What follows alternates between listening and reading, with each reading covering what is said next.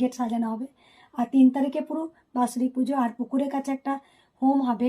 আমি যে তারকেশ্বর গিয়েছিলাম, তারকেশ্বরে বাবারা যে ব্রাহ্মণরা আছেন তারা ভীষণ ভালো, তারা আমার নাম্বার নিয়েছেন, আমি ওনাদের নাম্বার নিয়েছি। আমি কালকেও কথা বলেছি, ওনারা আসছেন, 5-6 জন ব্রাহ্মণরা আসবেন মায়ের ওখানে। একদম বড় করে একটা হোম, যেমনই হোক একটা হোম করবেন। আমার খুব আমি ওনাদেরকে বলেছিলাম বাবা একটা হোম করে দিলে খুব ভালো হয়।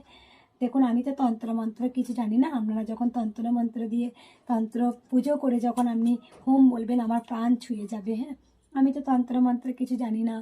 তা বাবারা ভীষণ খুশি, আসবেন, ওনারা গাড়ি ভাড়া করে আসবেন, তারকেশ্বর থেকে এক বাস আসবেন, যে তারকেশ্বরে বাবা নিয়ে গেছিলেন, তারা ভীষণ আনন্দ। তাই সকল ভক্তকে বলবো আপনারাও আসবেন, কেউ রাগ অভিমান নিয়ে আসবেন না, কোনো ভিতরে ক্ষোভ রাখবেন না, রাগ রাখবেন না।